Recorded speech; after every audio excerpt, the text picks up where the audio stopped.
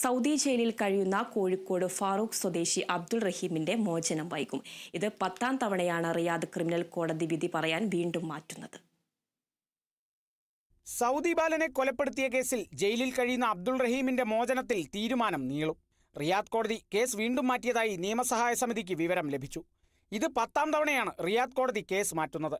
1.5 കോടി സൗദി റിയാൽ ദയാധനം നൽകുകയും കോടതി വധശിക്ഷ ഒഴിവാക്കുകയും ചെയ്തെങ്കിലും പബ്ലിക് റൈറ്റ് പ്രകാരമുള്ള കേസിൽ തീർപ്പുണ്ടാവാത്തതിനാൽ മോചനകാര്യത്തിൽ അനിശ്ചിതത്വം തുടർന്നിരുന്നു.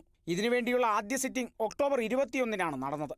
എന്നാൽ ബെഞ്ച് മാറിയെന്നും വധശിക്ഷ ഒഴിവാക്കിയ ബെഞ്ച് തന്നെയാണ് മോചനകാര്യത്തിലും തീരുമാനമെടുക്കേണ്ടതെന്നും അറിയിച്ച് കോടതി കേസ് മാറ്റിവെക്കുകയായിരുന്നു. തുടർന്ന് കഴിഞ്ഞ നവംബർ 17-ന് വധശിക്ഷ ഒഴിവാക്കിയ അതേ ബെഞ്ച് കേസ് പരിഗണിച്ചു. എന്നാൽ വിഷയം സൂക്ഷ്മമായി പരിശോധിക്കേണ്ടതിനാൽ കൂടുതൽ സമയം ആവശ്യപ്പെട്ട് കോടതി കേസ് ഡിസംബർ 8-ലേക്ക് മാറ്റി. ആ തീയതിയിൽ നടന്ന സിറ്റിംഗിലും തീരുമാനമായില്ല. പലതവണ ഇത്തരത്തിൽ കേസ് മാറ്റിവെക്കേണ്ടി വന്നു. കഴിഞ്ഞ തവണ കേസ് പരിഗണിച്ചപ്പോൾ കേസ് ഫയലിന്റെ ഹാർഡ് കോപ്പി കോടതി ആവശ്യപ്പെട്ടിരുന്നു.